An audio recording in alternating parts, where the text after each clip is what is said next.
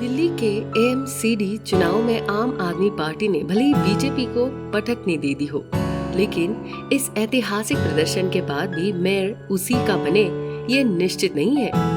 दरअसल मेयर चुनाव में बीजेपी खेल कर सकती है।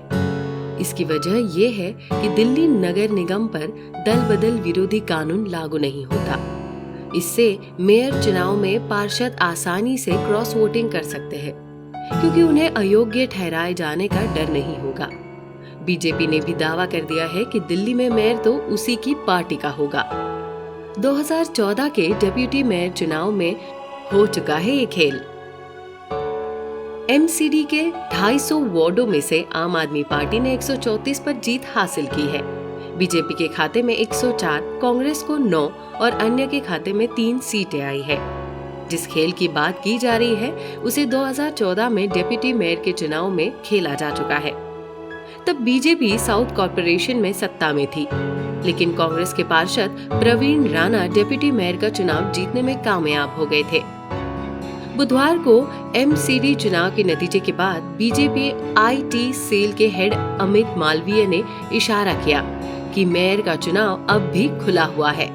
उन्होंने चंडीगढ़ नगर निगम का जिक्र किया, जहां बीजेपी की प्रतिद्वंद्वी के पास सबसे ज्यादा सीटें हैं, लेकिन मेयर बीजेपी का है। बीजेपी नेता तजिंदर पाल सिंह बग्गा ने इसी तरह के एक सवाल का जवाब देते हुए दावा किया है कि शहर में एक बार फिर उनकी पार्टी का मेयर होगा। दिल्ली बीजेपी आदेश गुप्ता कहते हैं, कुछ भी हो सकता है। दूसरी तरफ आम आदमी पार्टी को भी अंदाजा है कि बीजेपी मेयर चुनाव में खेल करने की कोशिश कर सकती है। दिल्ली के डिप्टी सीएम मनीष सिसोदिया ने तो बुधवार को ही आरोप लगा दिया कि उनके नवनिर्वाचित पार्षदों को खरीदने की कोशिश हो रही है। एमसीडी चुनाव के लिए आपके प्रभारी दुर्गेश पाठक ने भरोसा जताया है कि बीजेपी उनकी पार्टी के पार्षद को तोड़ने में कामयाब नहीं हो पाएगी। 7 लोकसभा सांसद, 3 राज्यसभा एमपी और स्पीकर के चुने 13 एमएलए भी करेंगे वोटिंग।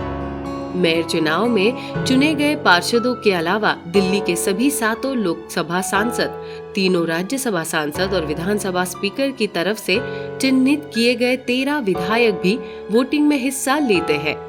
इसके अलावा एलजी के तरफ से भी 10 पार्षद मनोनीत किए जाते हैं, लेकिन उन्हें वोटिंग का अधिकार नहीं होता।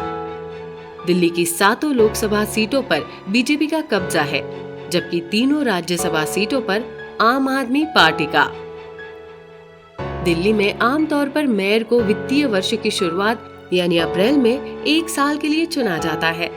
हालांकि इस बार तीनों निगमों के एकीकरण की वजह से एमसीडी चुनाव देरी से दिसंबर में हुए, जो आमतौर पर मार्च अप्रैल में होते हैं। तो दर्शकों, कैसी लगी आपको ये जानकारी? हमें कमेंट कर जरूर बताएं। साथ ही यदि आपको ये वीडियो पसंद आई हो तो वीडियो को लाइक कर चैनल को सब्सक्राइब जरूर कर दें। वीडियो में अंत तक बने रहने के लिए आपका धन्यवाद।